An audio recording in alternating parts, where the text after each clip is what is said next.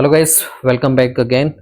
Respiration के इस video में हम कवर करने वाले हैं 11th क्लास की बायोलॉजी एनसीईआरटी। यहाँ पे मैं शॉर्ट में आपको बताने की ट्राई करूंगा जो वॉल्यूम रिलेटेड होते हैं रेस्पिरेशन से। उसके बाद में हम ट्राई करेंगे पढ़ने की कि capacities, different type of capacities that comes in the respiration part. सबसे पहले श्वसन में आपको पता होगा, जब हम सांस लेते हैं तो उसे हम बोलते हैं इंस्पिरेशन, यानी कि हवा को अंदर लेना। इसे हम हिंदी में निश्वसन भी कहते हैं। हिंदी और इंग्लिश दोनों बच्चों के लिए कंफ्यूजन नहीं होना चाहिए। एक्सपीरेशन यानी कि जब हम सांस को बाहर छोड़ते हैं, इसे हम उच्छ्वसन भी कहते हैं। तो ये हिंदी में निश्वसन और उच्छ्वसन नाम से आती हैं। तो इंस्पिरेशन यानी कि सांस को इन अंदर लेना और एक्स यानी कि बाहर की तरफ निकालना। तो ये समझ में आपको आ गया होगा। मैं हिंदी वाले शब्द भी यहाँ पे आपको बताते हुए चलूंगा। सबसे पहले आपका आ जाता है टाइडल वॉल्यूम। सबसे पहले वॉल्यूम पूछा जाता है, तो टाइडल वॉल्यूम जिसे आप ज्वारीय आयतन कहते हैं, हिंदी वाली टर्म में यहाँ पे साथ में लेते हुए चलूंगा क्योंकि इंग्लिश मीडियम वाले बच्चों के साथ में हिंदी मीडियम वाले बच्चों की भी कंफ्यूजन नहीं रहे। तो देखिए, जब आप सामान्य रूप से सांस ले रहे हैं, किसी प्रकार का बलपूर्वक सांस नहीं ले रहे हैं, बलपूर्वक यानी कि कोई दम नहीं लगा रहे हैं, इजीली तरीके से आप सांस लेने की ट्राई कर रहे हैं, तो उस टाइम पे यानी कि सामान्य रूप से सांस लेने पे, सामान्य रूप से इंस्पिरेशन लेने पे, यानी कि सांस लेने पर, सांस अंदर लेने पर जो आयतन फेफड़ों में, जो आयतन इकट्ठा होता है, यानी कि जिस आयतन में आपकी वायु आती है, जो आयतन वायु कवर करती है, उसे ही आप क्या कहते हैं, उसे टाइडल वॉल्यूम कहते हैं। ठीक है, यानी कि सामान्य रूप से आपने सांस ली, जितनी सांस आई उसका टोटल आयतन आप टाइडल वॉल्यूम कहलाएगा। और ये होता है आपके 500 ml। कितना होता है? 500 ml। ये वॉल्यूम का पूछ लिया जाता है डायरेक्ट, तो आपको ध्यान रखना है ये क्या है, 500 ml इसका मान हो गया। फिर आ जाता है आपका इंस्पिरेटरी, इंस्पिरेटरी रिजर्व वॉल्यूम, जिसे शॉर्ट में क्या बोलते हैं, IRV, और हिंदी में इसे बोलते हैं निश्वसन आरक्षित आयतन। अब ये क्या होता है, सबसे पहले आपको टर्म समझनी है। और हिंदी और इंग्लिश, हिंदी को अगर एक बार समझने के बाद में भूल जाएंगे तो कोई दिक्कत नहीं है, इंग्लिश में आपको समझ में आना चाहिए। जैसा कि नाम से पता चल रहा है, इंस्पिरेशन रिजर्व वॉल्यूम, तो इसकी परिभाषा होगी वायु आयतन की वह अतिरिक्त मात्रा जो एक व्यक्ति बलपूर्वक खींच सकता है, निश्वसित कर सकता है। जैसे मान लीजिए कोई पर्सन है, कोई व्यक्ति बलपूर्वक सांस अंदर खींच रहा है,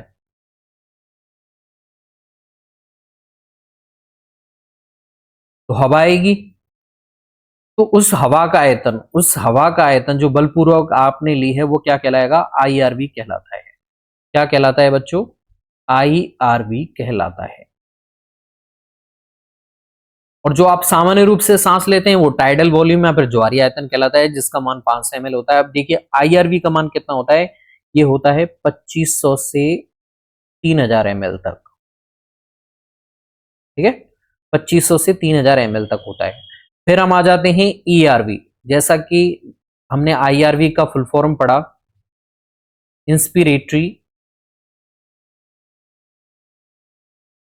इंस्पिरेटरी रिजर्व वॉल्यूम। ठीक है, तो इसी तरह से इसका भी नाम होगा, इसे हम बोलते हैं एक्सपिरेटरी रिजर्व वॉल्यूम,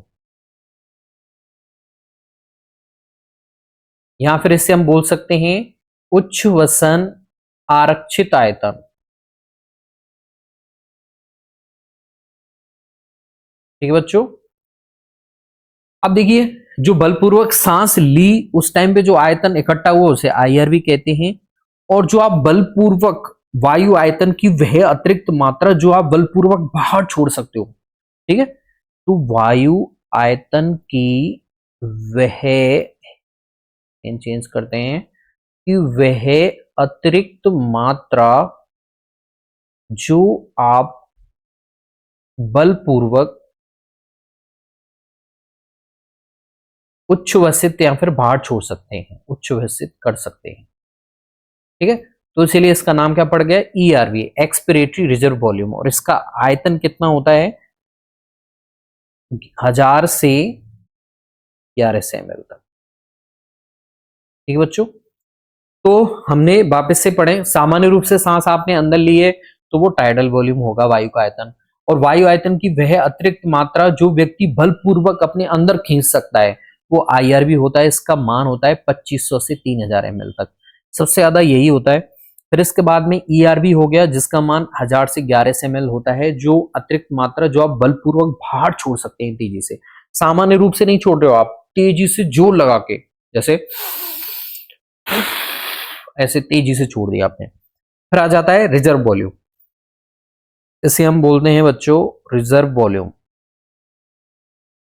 ठीक है, अब अवशिष्ट आयतन इसे हिंदी में बोलते हैं।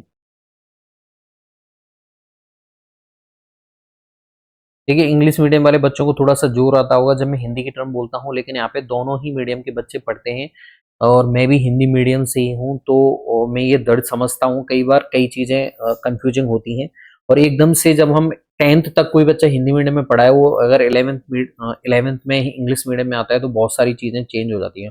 और साइंस में ज्यादातर टर्मिनोलॉजी चलती है, वो तो इंग्लिश में ही यूज करते हैं सारे टीचर, तो कहीं ना कहीं समझने में दिक्कत आती है। तो मैं हिंदी मीडियम वाले बच्चों से भी हमेशा कहता हूं आप एक बार समझ लें, लेकिन टर्मिनोलॉजी इंग्लिश में याद करने की ट्राई करें। वायु का वह आयतन, परिभाषा लिख लीजिएगा, वायु का वह आयतन जो बलपूर्वक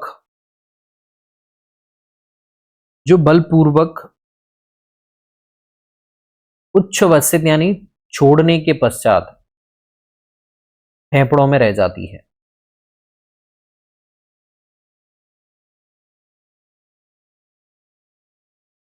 यानी कि आपने ईआरवी आयतन निकाल दिया, जैसे आपने तेजी से बाहर सांस छोड़ी, उसके बाद में आपने जो फेफड़ों के अंदर रह गई, छोड़ने के पश्चात जो शेष बची हुई है, वह आयतन, वायु का आयतन क्या कहलाता है, अवशिष्ट आयतन कहलाता है। और ये कितना होता है, ये 1100 से 1200 ml तक होता है। तो आप देख सकते हो सबसे ज्यादा आईआरवी है और सबसे कम आपके टाइडल वॉल्यूम है, और ईआरवी टाइडल वॉल्यूम से बड़ा है और आरवी से छोटा है। तो वायु आयतन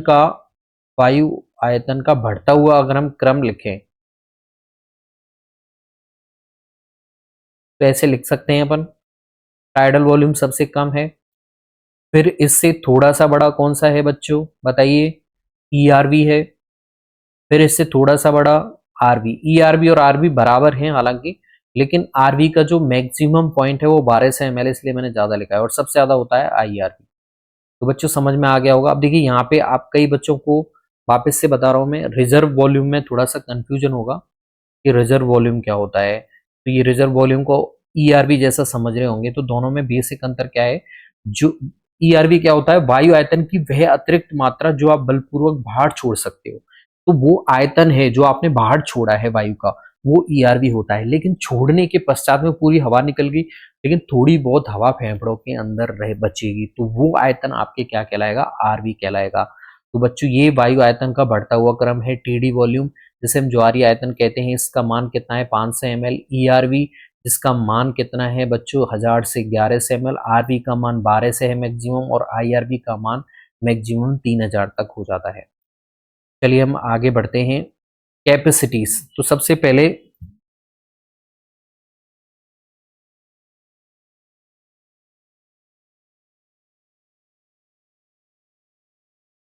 पहले हम आईसी का मान देखते हैं। कैपेसिटी क्षमताएं हैं, ये श्वसन से संबंधित विभिन्न प्रकार की क्षमताएं। तो सबसे पहले हम आ जाते हैं इंस्पिरेटरी कैपेसिटी। इंस्पिरेटरी कैपेसिटी, इसे हम बोलते हैं निःश्वसन क्षमता। इसे क्या बोलते हैं बच्चों, निःश्वसन क्षमता। निःश्वसन क्या है, यानी कि जो हम अंदर ले रहे हैं सांस को। ठीक है, अब ये क्षमता क्या है, तो देखिए इसमें दो तरह के वॉल्यूम मिले हुए होते हैं। सबसे पहले आप परिभाषा देख लीजिए, परिभाषा लिख लीजिएगा, वायु की वह अतिरिक्त मात्रा जो एक निःश्वसन में ग्रहण की जा सकती है। निःश्वसन यानी कि सांस अंदर लेने में ग्रहण की जा सकती है। वायु आयतन की वह अतिरिक्त मात्रा जो एक बार सांस अंदर खींचने में ग्रहण की जा सकती है। तो देखिए, टाइडल वॉल्यूम तो आप नॉर्मल सांस लेते हो उस टाइम पे भी आ जाती है, तो वो तो आएगी सही इसमें। तो इसमें टाइडल वॉल्यूम सम्मिलित होता है। साथ में इसमें होता है आपके IRV, जो हमने परिभाषा देखा था। तो इसमें दो तरह के वॉल्यूम मिले हुए होते हैं, तो दोनों को आप जोड़ लीजिए। 5 से इसका जोड़ लिए, IRV का मान मैक्सिमम कितना मान लीजिए 3000, तो दोनों का मान हो जाएगा 3500 ml।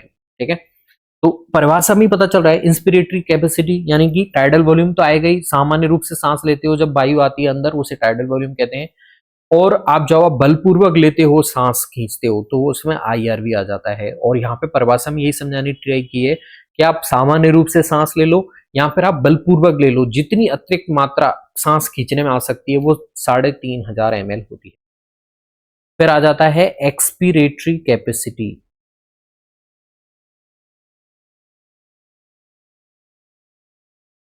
इसमें देखिए, वायु की वह अधिकतम मात्रा,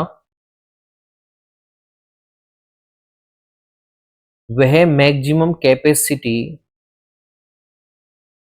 जो एक एक्सपिरेशन में बाहर निकल जाती है, एक बार सांस बाहर छोड़ने में निकल जाती है।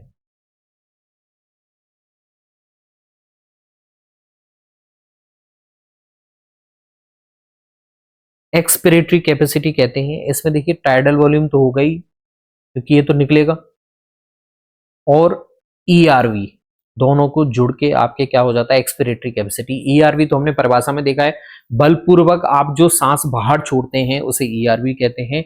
और टाइडल वॉल्यूम है जो आपने अंदर ली थी वही सांस बाहर छोड़ती, तो इसमें टाइडल वॉल्यूम भी जुड़ जाएगा। तो टाइडल वॉल्यूम 5 से होता है, और ERV हमने पढ़ा है मैक्सिमम कितना है। देखिए, सारे मान में एक साइड में लिख देता हूं। देखिए, TV, RV, IRV और ERV क्रम से लिख देते हैं। चलो, बढ़ता हुआ क्रम। टीवी, और सबसे ज्यादा क्या था, IRV, और फिर ERV और रेजिडल वॉल्यूम। ठीक है, टीवी का मान 500, IRV का मान 1100 मान लीजिए, और RV का मान 1200, और इसका मान कितना मान के चलिए 3000। टीवी का मान 500 और ERV का मान कितना है 1100। यहाँ पे कितना मान आ गया 1600 ml। यहाँ पे एक्सपिरेटरी कैपेसिटी हो जाती है बच्चों। चलिए आगे बढ़ते हैं। मैं समझ रहा हूं आपको समझ में आ गया होगा। इंस्पिरेटरी कैपेसिटी वो होती है वायु की अतिरिक्त मात्रा जो आप कितनी सांस अंदर खींच सकते हो। तो इसमें टाइडल वॉल्यूम आ गया और IRV आ गया। टाइडल वॉल्यूम जब आएगा जब आप सामान्य रूप से सांस लोगे, और IRV जब आएगा जब सामान्य रूप से बलपूर्वक आप सांस अंदर लेते हो। तो ये 3500 ml हो गया, ये 1600 ml हो गया। चलिए अब हम बढ़ते हैं आगे। वाइटल कैपेसिटी, इसे हम बोलते हैं जैव क्षमता। जैव क्षमता की परिभाषा देखते हैं। तो यह फेफड़ों में अधिकतम भरी हुई, अधिकतम भरी हुई, अधिकतम भरी हुई या निकाली गई वायु की मात्रा है। फेफड़ों में अधिकतम कितनी हवा आप भर सकते हो या फिर कितनी हवा आप फेफड़ों से बाहर निकाल सकते हो, उसे टोटल मान आपके जैव क्षमता कहलाता है। और वाइटल कैपेसिटी मिलके बनी होती है आपके IRV से, टीवी से और ERV से। तीनों चार तरह के वॉल्यूम पढ़े थे हमने। अब इसमें रेजिडुअल वॉल्यूम क्यों नहीं मिला हुआ है, क्योंकि आप बलपूर्वक छोड़ दोगे तब भी आपके फेफड़ों के अंदर रेजिडुअल वॉल्यूम रहता है। तो एकमात्र रेजिडुअल वॉल्यूम को छोड़ के आपके सारे वॉल्यूमों को मिला के आपके आयतन हो जाता है टोटल 4600 ml। देखिए, IRV का मान कितना होगा 3000, टीवी का मान 500 और इसका मान 1100। तो कितना हो गया बच्चों 4600 ml हो गया। टोटल लंग कैपेसिटी क्या होती है, इसे भी समझ लीजिए। अधिकतम प्रयास के बाद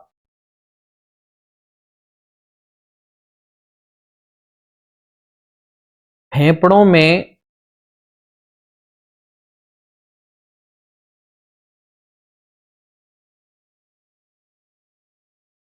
तो बच्चों टोटल लंग कैपेसिटी क्या है? अधिकतम प्रयास के बाद फेफड़ों में भरी जा सकने वाली भरी जा सकने वाली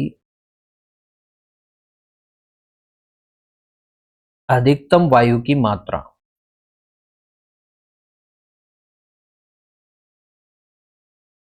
ठीक है, उसे हम बोलते हैं फेफड़ों की कुल क्षमता। अब इसका मान कितना होता है? तो देखिए टोटल लंग कैपेसिटी जितनी है आपकी, उसमें वाइटल जो कैपेसिटी है जो हमने अभी पढ़ी थी जैव क्षमता, इसमें आप रेजिडुअल वॉल्यूम और जोड़ दीजिए तो आपका मान निकल के आ जाएगा बच्चों। तो यहाँ पे वाइटल कैपेसिटी कितनी होती है? 4600 ml, और रेजिडुअल वॉल्यूम कितना होता है जो कि हमने पढ़ा था 1200 ml। 1100 से 1200 तक होता है। आप अधिकतम मात्रा मान के चलिए तो यहाँ पे 5800 ml आंसर आ जाता है। टोटल लैंग कैपेसिटी में केवल आपको रेजिडुअल वॉल्यूम जोड़ देना है, क्योंकि यहाँ पे अधिकतम प्रयास के बाद में आपके शरीर के अंदर वाइटल कैपेसिटी में कितनी थी? फेफड़ों में अधिकतम भरी हुई या फिर निकाली हुई वायु की मात्रा। तो आपने अधिकतम निकाल दी मात्रा, लेकिन रेजिडुअल वॉल्यूम नहीं निकाला था आपने। अब आपने जोर प्रयास करके अधिकतम प्रयास किया और रेजिडुअल वॉल्यूम को भी बाहर निकाल दिया, तो उस कितनी अंदर कैपेसिटी थी? टोटल लंग कैपेसिटी उसे हम कहेंगे, और ये होगी 5800 ml बच्चों। फिर एक आपकी कैपेसिटी बच जाती है जिसे हम बोलते हैं फंक्शनल रेजिडुअल कैपेसिटी, या फिर इसे हम बोलते हैं क्रियाशील अवशिष्ट क्षमता। अब इसे समझिए। अब देखिए इसमें आपके एक तो ईआरवी जुड़ा रहता है और एक आरवी होता है, तो इनका मान आपको पता है। ईआरवी का मान कितना होता है बच्चों? 1100 होता है, और आरवी का मान कितना होता है? 1200। तो दोनों जुड़ जाएंगे आपके, तो ये हो जाएगा 2300 ml। अब इसकी परिभाषा देखिए। सामान्य एक्सप्रेशन के बाद में, सामान्य रूप से आपने वायु छोड़ी है, सामान्य रूप से वायु छोड़ने के पश्चात, सामान्य रूप से वायु छोड़ने के पश्चात जो वायु की मात्रा फेफड़ों में बचेगी, जो वायु की मात्रा फेफड़ों में बचती है,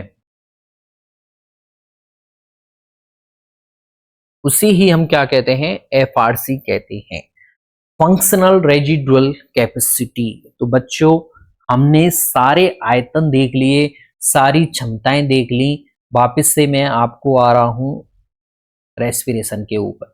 टाइडल वॉल्यूम क्या है? सामान्य रूप से सांस अंदर ली उसे हम टाइडल वॉल्यूम कहते हैं। जैसे 500 ml हो गया। आईआरवी, बलपूर्वक आपने सांस अंदर खींची, ऐसे जोर से सांस खींची, उसे हम आईआरवी कहते हैं। इसका मान मैक्सिमम 3000 ml मान लीजिए आप। और ईआरवी, बलपूर्वक आपने जब सांस छोड़ी तो ये 1000 से 1100 तक होती है। और जब बलपूर्वक छोड़ने के पश्चात जो फेफड़ों में शेष बच जाती है उसे हम रेजिडुअल वॉल्यूम कहते हैं। और ये बढ़ता हुआ क्रम मैंने बता दिया है। टाइडल वॉल्यूम कितना होता है? 500 ml होता है। ईआरवी कितना होता है? 1100 ml होता है। रेजिडुअल वॉल्यूम 1200 ml होता है। और आईआरवी कितना होता है बच्चों? सबसे ज्यादा 3000 ml होता है। फिर हम आ जाते हैं कैपेसिटी, क्षमताओं के ऊपर। तो क्षमताओं में आईसी, जो वायु की वह अतिरिक्त मात्रा जो एक बार सांस खींचने में ग्रहण कर सकते हैं, उसमें टीवी आता है। और एक आईआरवी वॉल्यूम आ जाता है, वायु की वो मैक्सिमम मात्रा जो एक बार सांस बाहर छोड़ने में आप निकाल सकते हैं, उसमें टीवी तो आता ही है और इसमें ईआरवी भी जुड़ जाता है, और इसे हम एक्सपिरेटरी कैपेसिटी कहते हैं बच्चों। फिर हम आ जाते हैं वाइटल कैपेसिटी, फेफड़ों में अधिकतम भरी हुई या निकाली हुई वायु की मात्रा। ये मात्रा है बिना कोई प्रयास के, आपने बहुत ज्यादा प्रयास नहीं किया है, सामान्य रूप से अधिकतम भर ली है और निकाल दी है, ये मात्रा जैव क्षमता कहलाती है। लेकिन इसमें जब ज्यादा प्रयास के बाद में आप जोर से सांस को खींच रहे हो, यहाँ पर अधिकतम रूप से बाहर निकाल दे रहे हो, तो वहां पे रेजिडुअल वॉल्यूम और जोड़ दीजिएगा इसमें वाइटल कैपेसिटी में, तो आपकी टोटल लंग कैपेसिटी आ जाएगी। कई बार यही पूछ ली जाती है, नीट के एग्जाम में भी ये डायरेक्ट क्वेश्चन पूछा गया है बच्चों। फिर हम आगे आ जाते हैं, सॉरी, फिर हम आ जाते हैं फंक्शनल रेजिडुअल कैपेसिटी। सामान्य रूप से वायु छोड़ने के पश्चात जो वायु की मात्रा फेफड़ों में बचती है उसी ही हम बोलते हैं फंक्शनल रेजिडुअल कैपेसिटी, जिसका मान 2300 ml होता है बच्चों। तो ये आयतन है। सबसे ज्यादा हमने किसका देखा? टोटल लंग कैपेसिटी कितनी? 5800 ml देखी हमने। फिर इससे कम कौन सा देखा? हमने देखी वाइटल कैपेसिटी, जिसका मान 4600 ml था। फिर उससे कम आपकी एफआरसी हो जाती है, ठीक है, और फिर आपकी आईसी हो जाती है। इससे कम एफआरसी फिर आईसी, ठीक है। So this will be all about capacity, और आपकी जो क्षमताएं हैं और आयतन है इन सबको लेके यहाँ पे डिस्कशन हो गया। I hope you will get it. अगर अभी भी आपको कोई कंफ्यूजन है, कोई भी टॉपिक आप पढ़ना चाहते हैं मुझसे, तो आप नीचे कमेंट में लिख सकते हैं, मैं ये पढ़ाने की ट्राई करूंगा। चलिए विदा लेता हूँ इस वीडियो में। अगली वीडियो में वापस से किसी दूसरे टॉपिक को लेकर डिस्कस करेंगे।